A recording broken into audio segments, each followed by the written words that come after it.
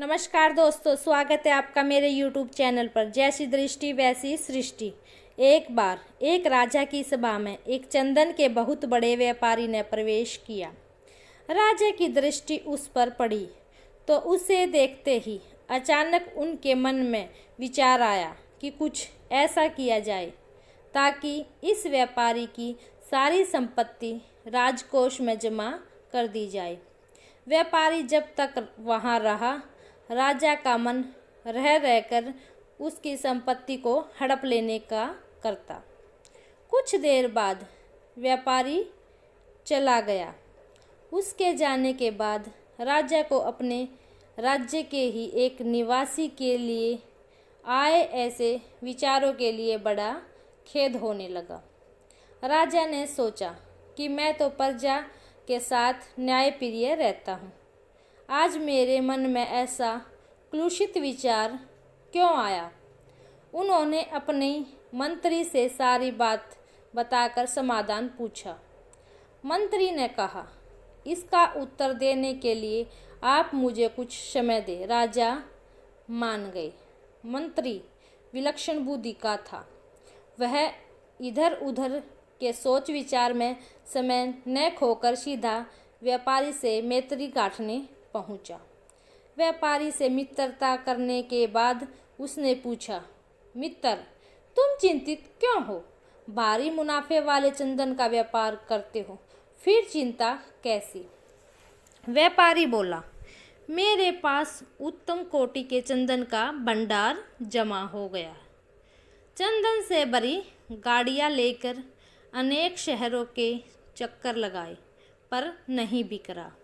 बहुत धन इसमें फंसा पड़ा है। अब नुकसान से बचने का कोई उपाय नहीं है। व्यापारी की बात सुनकर मंत्री ने पूछा, क्या हानि से बचने का कोई उपाय नहीं है? व्यापारी हंसकर कहने लगा, अगर राजा की मृत्यु हो जाए तो उनके दाह संस्कार के लिए सारा चंदन बिक सकता है। अब तो यही अंतिम मार्ग दिखता है।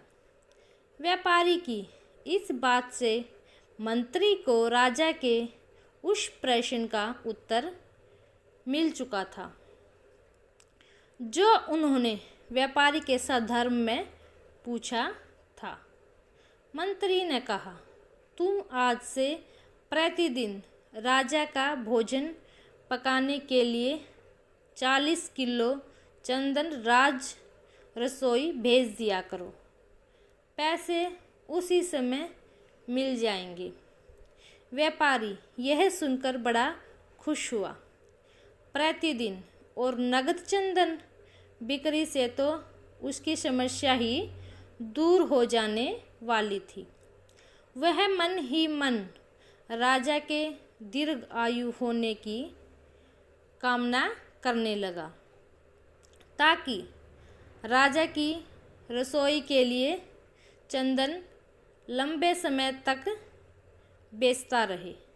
एक दिन राजा अपनी सभा में बैठे थे। वह व्यापारी दोबारा राजा के दर्शनों को वहां आया।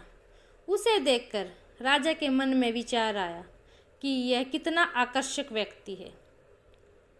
इसे कुछ पुरस्कार स्वरूप अवश्य दिया जाए। राजा ने मंत्री से कहा, यह व्यापारी पहली बार आया था तो उस दिन मेरे मन में कुछ बुरे भाव आए थे और मैंने तुमसे प्रश्न किया था। आज इसे देखकर मेरे मन के भाव बदल गए हैं। इसे दूसरी बार देखकर मेरे मन में इतना परिवर्तन कैसे हो गया? मंत्री ने उत्तर देते हुए कहा, महाराज, मैं आपके दोनों ही प्रश्नों का उत्तर आज दे रहा हूँ। यह जब पहली बार आया था तब यह आपकी मृत्यु की कामना रखता था। अब यह आपके लंबे जीवन की कामना करता रहता है। इसीलिए आपके मन में इसके प्रति दो तरह की भावनाओं ने जन्म लिया है। जैसी भावना अपनी होती है वैसा ही प्रतिबिंब दूसरों के मन पर पड़ने लगता है। यह एक मनोवैज्ञानिक सत्य है। हम किसी व्यक्ति का मूल्यांकन कर रहे होते हैं तो उसके मन में उपजते भाव का उस मूल्यांकन पर गहरा प्रभाव पड़ता है।